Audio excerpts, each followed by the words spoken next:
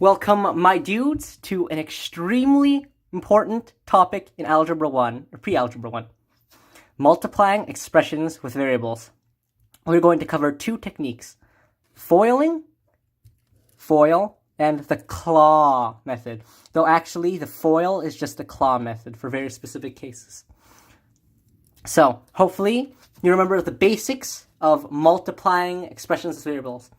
Or just multiplying variables in general. So if I have 5 times x, for example, I should make this a dot so it's more clear. This gives you 5x. If you multiply, say, 2x times 5x, well, you have to multiply the 2 and the 5, and you also have to multiply the x and the x, so that gives you 10x squared, etc., etc., etc. So, assuming you remember the basics on how to multiply variables, let's look at the FOIL and claw method. So, what kinds of expressions with variables we need to multiply? Well, it's very common in math to say I have to multiply an expression like this, in parentheses. We're not just multiplying one term into another, but you're actually multiplying group terms in parentheses into one another. So let's start with a simple example.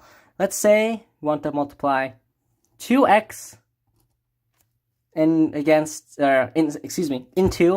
parentheses with, say, x squared plus 5x plus 1.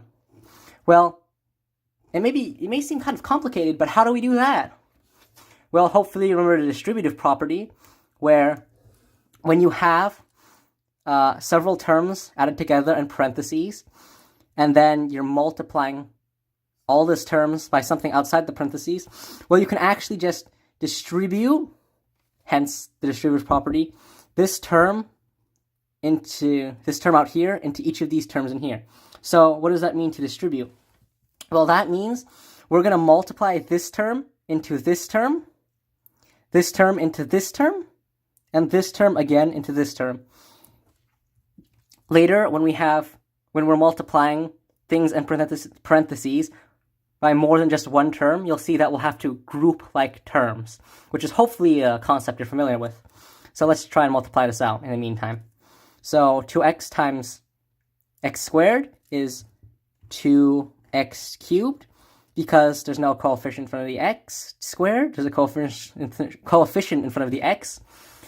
2 times 1 is 2. X times x squared is 3. Similar thing over here. And we add the terms, by the way. Even after we distribute it, we add them. So 2x times 5x, that gives us 10x squared. Plus, oh look, it's a 1. Very convenient to work with. 2x times 1 is just 2x. So there, we just multiplied our expression, and we're left with 2x cubed plus 10x squared plus 2x. Now that was relatively simple. Let's look at a more complicated example.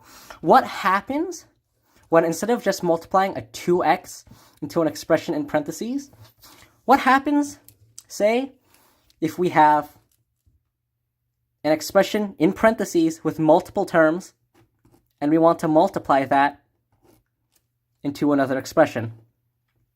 Let's do a simple one.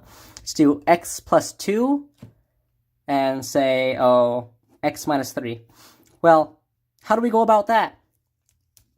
Well, it's actually very similar to what we did up here by distributing 2x to each of these terms and then adding them up together. But instead, when we have multiple terms multiplying into multiple other terms, we can't just say multiply them 1 to 1, like multiply x to x and then 2 into negative 3 and be done with it. We actually have to take each individual term, excuse me for a second, you have to take each individual term and we have to multiply it to each term in the other set of parentheses. So, we need to multiply the x here with the other x, and the x with the negative 3.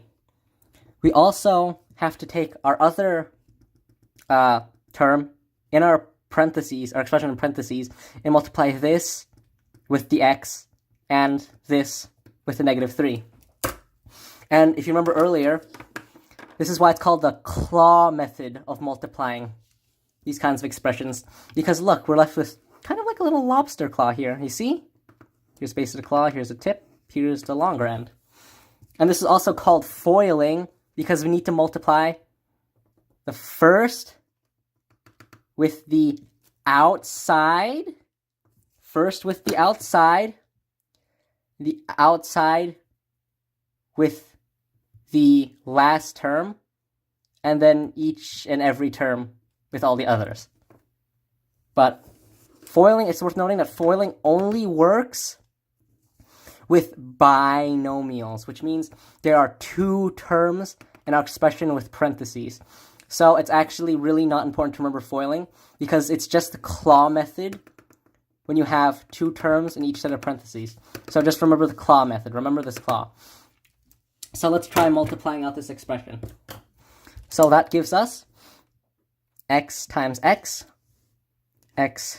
squared, x times negative 3x, x times negative 3, that's negative 3x. Let's move on to our 2. Plus 2 times x, and 2 times negative 3, which is negative 6. So here, hopefully you know what this means, but here we'll have to group like terms. Like terms are terms in which the variable has the same degree, which means the variable has the same exponent here. When you see a variable just by itself, like x, with no variable up here, that means there's an implicit 1 there. It's 1 times x. When you see x squared, that means it's x times x. And if it's cubed, it's x times x times x. But these are like terms because they have the same degree up here. So add them together, that gives us... And when you combine like terms, by the way, that means that you're adding them or subtracting them. When you multiply them, that's different. So when you hear group like terms, that means add or subtract terms which the variable has the same degree. So this gives us negative x, and we still have our x squared. We have our negative 6 from over here. So that's how you multiply those two expressions. So now this claw method, by the way, works for expressions which contain more than just binomials. Binomials are expressions with two terms in them. Bi meaning two. Yeah. So when do we need to use the claw, or what does the claw look like when you have more terms than just two? Well, I'll show you. How would you go about multiplying this? X plus 3 against x squared plus 6x minus 9. Well, look. See, we're still going to have to multiply every single individual term here against every single individual term over there, but now there are more terms over here than there are over here, which is not a problem. It turns out that all we have to do is just do what we did last time, and that's just multiply each of the terms. So multiply x into x squared, x into 6x, and x into negative 9. We're going to do the same thing with 3. Multiply 3 into 3x squared, 3 into 6x, and 3 into negative 9. And when we multiply them, we're going to combine like terms. So, like terms. Let's do the multiplication now. So, x times x squared gives us x cubed.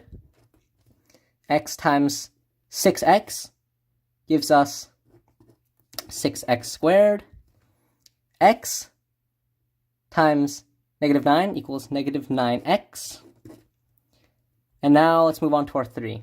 So Remember, we're going to actually have to combine like terms in which the variable has the same degree, same exponent up here. So 3 times x squared gives us a squared term. So we're going to have to add it with our 6x squared over here. So 3x squared, 3 times 6x, 18x. Then 3 times -9, -27. So then we can combine like terms. We can add these two, and add these also, but these have implicit zeros here. These zeros are important. They're like placeholders. So let's add everything together. We're left with x cubed plus 9x squared plus 9x minus 27.